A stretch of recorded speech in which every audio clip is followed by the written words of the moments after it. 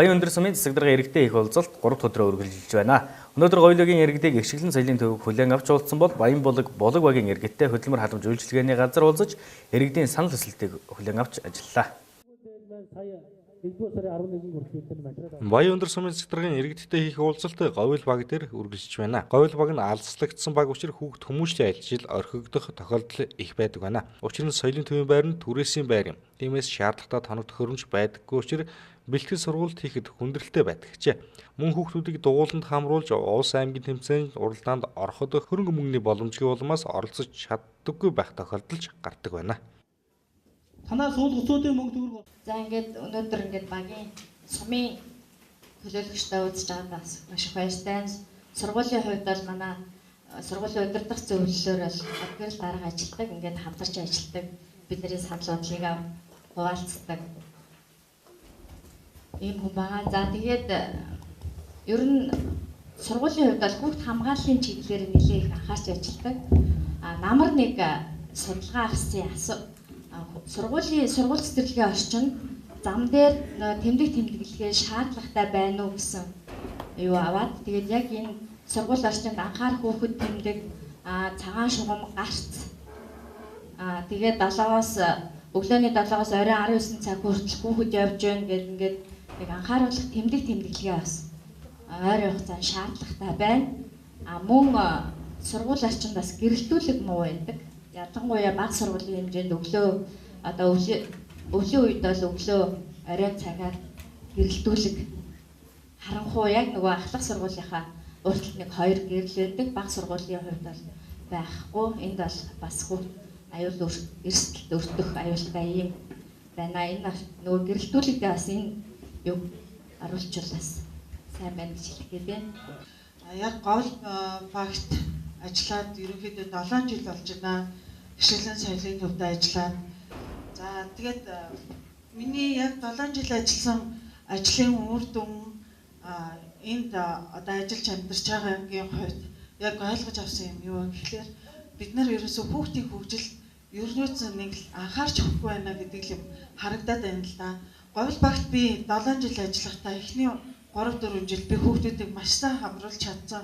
Одоо сүүлийн 3-4 жил болохоор үнэндээ над дээр ирж байгаа хүүхдүүд гарын хатганд багтахаар болчиход байна. Тэгээ яг юу болсон яасан гэхлээр нөгөө нэг сургууль дээр үнэлэх цаг нь урт болоод наашаа бусад нөгөө өөртөө хөгжүүлэх цаг нь багасаад байгаа нэг тийм асуудал гараад байгаамаа. Нэгдүгээр, хоёрдугаарт болохоор яг бид нар хүүхдүүдээ аваад сургаад явхаар тэмцээн уралдаанд орох болохоор бид нар Говьл багийн хүмүүс маань яг ямар амьдралтай байлээ те. Тэгээ яг нөө тэмцээн уралдаанд оруулах гэдэг ингэхээр нөө хувцсны асуудал байдаг, замын зардлын асуудал байдаг. Үгүй ядчил горд руугаа орж ирж чаддгүй байхгүй юу? Гордод заал болоод али энд хүрээд ирээ чи энд бэлтгэл хийжээ бүгдээрээ ийшээ ороод тэмцээндээ орчих гэхээр үнэндээ яг тийм боломж нь бас байдгүй маа. Тэгэхээр одоо бид нарын бас байгаа орчныг та бүхэн маань бас харж байгаа. Бид нэр түрээсийн газар одоо ажиллаж амьдардаг. Өвөлдөө маш хүүтэн хүүхдүүд хичээллэх ямар ч боломж байдгүй.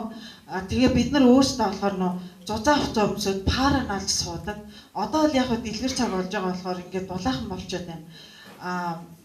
Тэгээд одоо тэмцээн уралдаан 3 сарын 16 17-нд бас тэмцээн байна л да.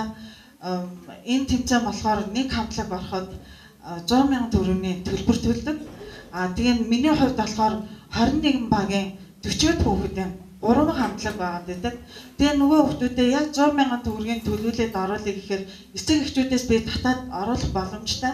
Эргүүлээд нөгөө тавьсан бүжгээ гаргая гэхээр хуцгүй бүжиг ямар ч тийм юу харагддаггүй.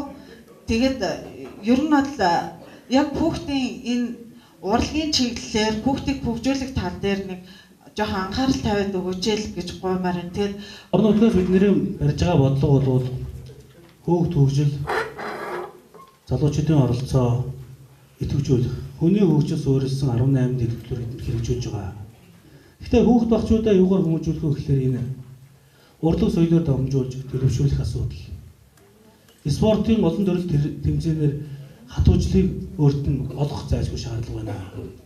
Энэ хүрээнд манай Баян өндөр сум дөрвөн соёлын төвөөрөө дамжуул хүүхд багчуудад ардын урлагийн соёл хөгжмийн суралцах, энэ соёлоор дамжиж төлөвшөх, авяас мэдлэгийн нээж илрүүлэх талаар олон талд арга хэмжээ хийж хэрэгжүүлж байгаа.